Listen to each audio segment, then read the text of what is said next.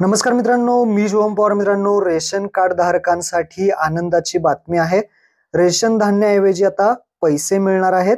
आता हे पैसे किती मिळणार आहेत, प्रत्येक महिन्याला किती मिळणार आहेत, त्यासाठी नक्की काय करायचं आहे, कोणता फॉर्म भरून द्यायचा, कुठे द्यायचा, संपूर्ण माहिती आपण या व्हिडिओमध्ये जाणून घेणार आहे. तत्पूर्वी चॅनलवरती पहिल्यांदा आला असाल चॅनलला सबस्क्राईब करून ठेवा. अशाच महत्त्वपूर्ण व्हिडिओज तुम्हाला भेटत राहतात. तर चला मित्रांनो, व्हिडिओ सुरू करूया.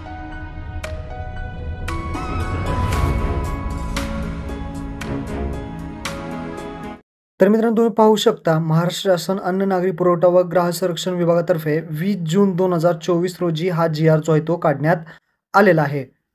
या GR मध्ये महत्त्वाचे जे काही पॉईंट्स आहेत मी तुम्हाला ते सांगतो. तर इथे पहा, राज्यातील छत्रपती संभाजीनगर, जालना, नांदेड, बीड, धाराशिव, परभणी, लातूर, हिंगोली, अमरावती, वाशिम, अकोला, बुलढाणा, यवतमाळ व वर्धा अशा 14 शेतकरी आत्मग्रस्त जिल्ह्यातील राष्ट्रीय अन्न सुरक्षा अधिनियम 2013 अंतर्गत समाविष्ट न झालेल्या APL म्हणजेच केशरी शिधापत्रिकाधारक शेतकरी लाभार्थ्यांना माहे जानेवारी 2023 पासून म्हणजेच जानेवारी 2023 पासून अन्नधान्य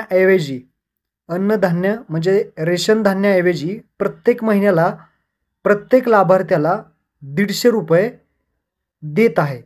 तर आत्ता शासन जर पाहिलं तर 2023 पासून रेशन धान्याऐवजी प्रत्येक लाभार्थ्याला, घरातील प्रत्येक लाभार्थ्याला 150 रुपये DBT मार्फत देत आहे. परंतु आता याच्यामध्ये वाढ करण्याचा निर्णय घेण्यात आलेला आहे. आता ही जी वाढ आहे, ही वाढ किती झालेली आहे आणि ही वाढ का करण्यात आलेली आहे ते सुद्धा यांनी सांगितलंय. किती वाढ झाली आहे, का करण्यात आले ते पहा. केंद्र शासनाकडून खरीप हंगाम सन 2023-24 व रब्बी हंगाम सन 2024-25 साठी किमान आधारभूत जे काही दर आहेत ते जाहीर करण्यात आलेले आहेत.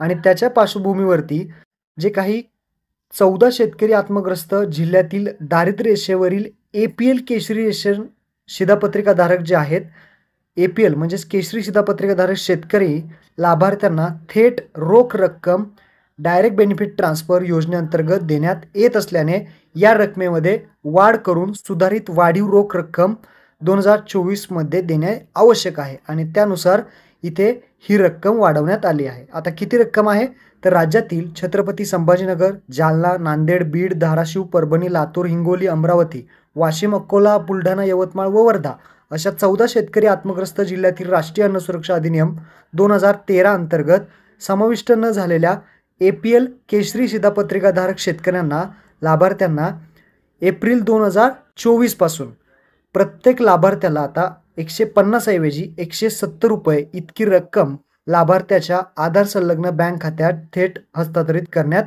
येणार आहे, हे सुद्धा सांगण्यात आलेलं आहे.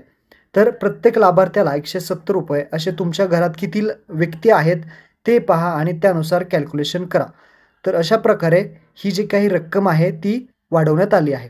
तर तुम्ही म्हणाल आम्हाला हे पैसे भेटत नाहीत, याचा GR कधीचा आहे, यासाठी आम्हाला काय करावं लागेल. तर 2023 मध्येच याचा जो GR आहे तो काढण्यात आला होता आणि त्यामध्ये एक फॉर्म होता. तो फॉर्म तुम्हाला भरून द्यायचा होता.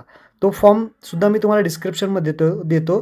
तो फॉर्म तुम्ही डाउनलोड करा आणि जिथे तहसील ऑफिस असेल किंवा रेशनचं दुकान असेल, जिथे फॉर्म घेतात तिथे जो फॉर्म आहे तो भरून द्यायचा आहे. तो फॉर्म तुम्हाला दाखवतो कशा पद्धतीने आहे. तर इथे पहा, 28 फेब्रुवारी 2023ला जो GR काढण्यात आला होता त्यामध्ये इथे मंजुरी देण्यात आली होती या योजनेअंतर्गत.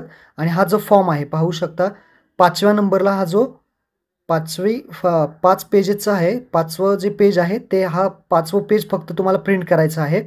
आणि याचा जो काही तुमचा RCMS प्रणालीचा तुमचं नाव टाकून इथे नाव भरायचं आहे.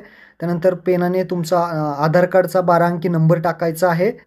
त्यानंतर बँकेचं नाव वगैरे, शाखा, खाते क्रमांक, वैयक्तिक माहिती द्यायची आहे. आणि सोबत शिधापत्रिकेच्या पहिल्या व शेवटच्या पानाची झेरॉक्स इथे तुम्हाला जोडायची आहे आणि बँकेच्या पासबुकच्या पहिल्या पानाची झेरॉक्स जोडायची आहे. आणि इथे जो कुटुंब प्रमुख आहे त्याची स्वाक्षरी किंवा अंगठा इथे द्यायचा आहे आणि दिनांक, स्थळ टाकून हा फॉर्म जमा करायचा आहे. ज्यांचा पैसे आत्ता मिळत नाहीत त्यांनी हा फॉर्म जमा करा. ज्यांना पैसे मिळत आहेत त्यांनी हा फॉर्म भरायची गरज नाही. तर महत्त्वपूर्ण हा व्हिडिओ होता आपल्या शेतकरी मित्रांना शेअर करा. धन्यवाद. जय हिंद, जय महाराष्ट्र.